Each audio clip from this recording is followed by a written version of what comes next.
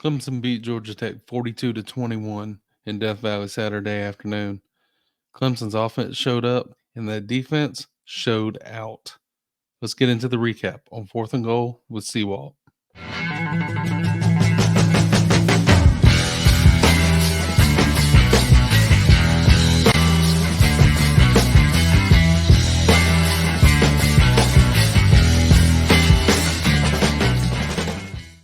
So let's go ahead and jump right into it. On offense, down below you can see the stats for most of the offensive guys. On offense, they look pretty good. They made a lot of strides over the last couple weeks. Klubnik was 23 for 34, 205, 4 TDs. Moffa was 17 carries, 96 yards. Will Shipley, 11 carries, 77 yards. So this offense is starting to get it going. Klubnik has looked more comfortable, more efficient, and he's really the game's starting to slow down for him. The running back, Shipley, comes back from injury. Him and Moffa are splitting carries again. Moffa got the first carries of the game, as we all expected after his big breakout performance last week against Notre Dame. Moffa still had 17 carries for 96 yards, and Shipley had 11 carries for 77 yards and a touchdown.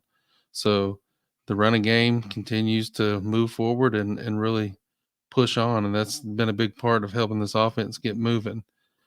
On the offensive line, the O-line didn't look as good as it looked good as it didn't look as good as it looked last week, but they still continued to play a little better than they had. You still want to see the offensive line get some push on the D lines. Still too many D lines pushing them back. But all in all, it was a pretty good effort by them, and Clemson racked up over 200 yards, total yards rushing for the game. At receiver, Bo Collins probably had one of his best games outside of I believe it was Syracuse game. Bo Collins didn't drop any passes. He had 5 catches for 65 yards and a touchdown.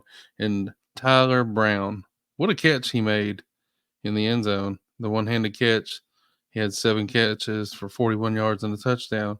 That was a ridiculous play for a true freshman to make. At tight end, Brenningstool had a pretty good game.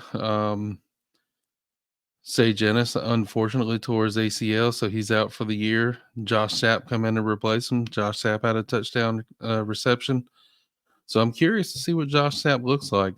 We haven't seen a lot of him, but when he's on the field, he's been making plays, and he looked pretty fast to me. He looked like he may be a pretty big mismatch for a linebacker. So I want to see what the coaching staff, Dabo and Richardson, are going to do with these guys.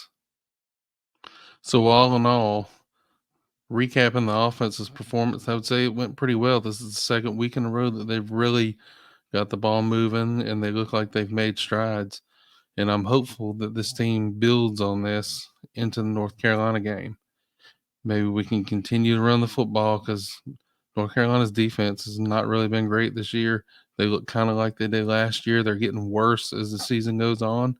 So I think there's some opportunity for Clemson to be able to put the ball on the ground, run the ball, and set Cade up in the passing game. So let's go ahead and move over to the defensive side of the ball.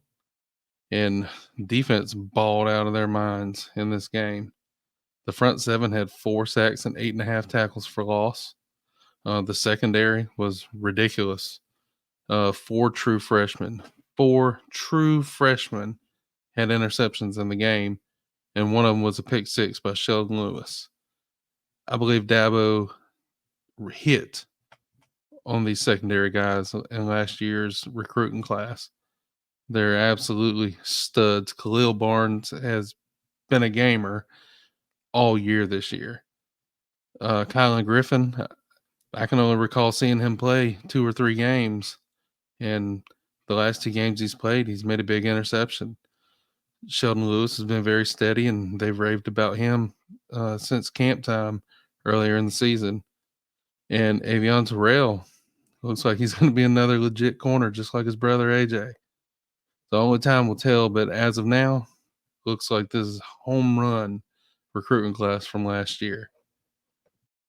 Moving over to the Clemson linebackers, Barrett Carter didn't play. He was a late scratch, that put Woodaz and Jeremiah Trotter Jr. as the two starting linebackers. Trotter had another great game. Trotter had a sack and 6 tackles and I believe 2 tackles for loss. So another great game by him. Woodaz looked active. He was in on a lot of plays. He looked like he's ready to fill in next year when those guys go pro. And it was good to see the young freshmen kind of step up and get some playing time. Kobe McLeod looked really good. I was surprised to see him making plays in the backfield. And I didn't really see any of the other linebackers, but I did notice Kobe McLeod. Defensive ends, Maskell came back and played pretty well this week. Overall, he's been kind of a disappointment, as most Clemson fans would say. He's been a disappointment his whole career. Kind of hoping he had one of those Kevin Dodd type years. Hasn't really happened like that, but all in all, he had a pretty good game. He had a sack. And Xavier Thomas, have no idea where he's at. I don't even know if he touches the field anymore. Moving to the defensive line, I can't be the only person in Clemson Nation who thinks that Rukaroro and Tyler Davis should be running the second team, and Peter Woods and Peyton Page or Damani Capehart should be running first team. Specifically, Capehart has been dominant the last 2 to 3 weeks. I personally believe him and Peyton Page need to be in more than any of the other guys on the field, including Peter Woods. And Peter Woods is a pretty good defensive tackle, but those guys are dominating when they're on the field. They're getting in the backfield and disrupting. We haven't seen Tyler Davis and Rukaroro be in the backfield much this year. And I really believe those young guys need to get more playing time.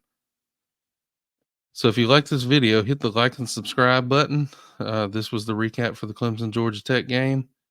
If you want to see more content, hear more content, hit the like and subscribe button and comment. Leave your comments down below. Tell me what you think about this game and where you think Clemson's going in the future. Until the end, be safe and go Tigers. I'm out.